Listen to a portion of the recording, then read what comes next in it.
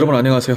어제강입니다. 오늘 정치논평 시작하겠습니다. 기사부터 바로 보실까요? 이재명, 한동훈에게 보자고 했다. 시기 조율 중. 더불어민주당 이재명 대표가 국민의힘 한동훈 대표와의 2차 회담에 대해 한 대표에게 보자고 했다라고 밝혔습니다. 한 언론사 주최로 열린 포럼에 한 대표와 함께 참석한 이 대표는 포럼 뒤에 취재진이 언제 만나기로 했냐라고 묻자 조율하고 있다고 답했습니다.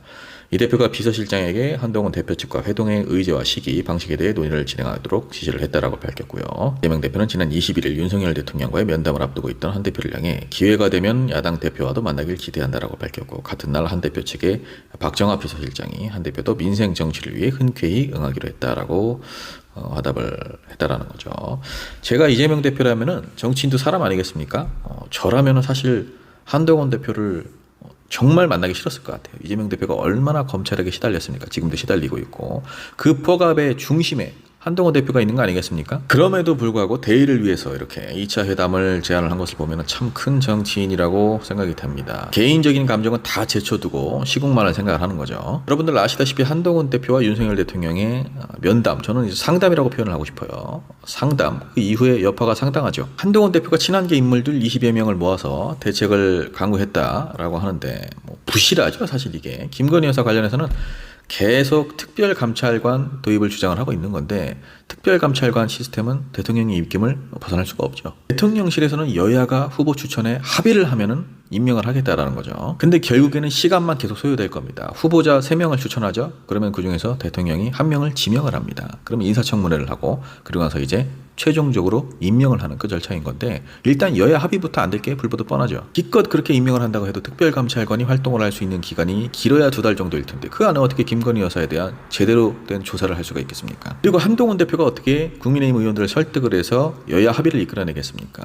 그 정도의 당 장악력이 안 되죠. 그리고 아직도 제밥에 더 관심이 많은 사람이고요. 대통령은 한동훈 대표와 면담을 하고 난 이후에 추경호 원내대표를 포함해서 친윤계 쪽 국회의원들을 불러다가 또 만찬을 냈죠. 그리고 절에 가서 뜬금없이 절에 가서 돌이 날라와도 나는 맞고 그냥 가겠다 이래버립니다. 조금의 변화 의지도 없는 거죠. 한동훈 대표와의 면담이 단 하나도 효과가 없었던 겁니다. 돌이 한두 개도 아니고 수천만 개가 날라오는데도 눈 하나 꿈쩍 않고 나는 내 갈 길 가겠다 이러는 사람인데, 한동훈 대표가 당을 장악을 해서 대통령 출당 요구하고 야당과 합세해서 탄핵 추진하고 김건희 여사 특검법 강력하게 추진하고 이 정도가 되어야 그나마 움직일 사람이지, 그전에는 택도 없습니다. 그럼 한동훈 대표가 여기에서 정치적인 승부수를 던질 만한 그런 배포가 있는 인물이냐? 그건 또 아니죠. 아직까지는 본인 살아남기도 힘든 사람입니다. 그러면 결국에 계속 이렇게 지지부진하면서 시간만 끌게 되겠죠. 일단 한동훈 대표도 이재명 대표의 2차 회담 제안에 응했다고 하는데, 하루라도 빨리 만나서 지금 이 시국을 어떻게 할 건지, 윤석열 대통령 부부를 도대체 어떻게 할 건지를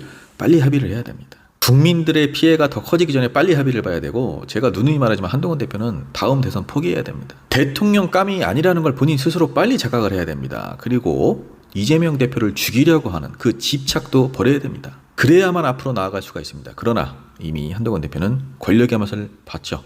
정치 권력의 달콤한 맛을 봤습니다. 그렇기 때문에 끝까지 내려놓지 못할 겁니다.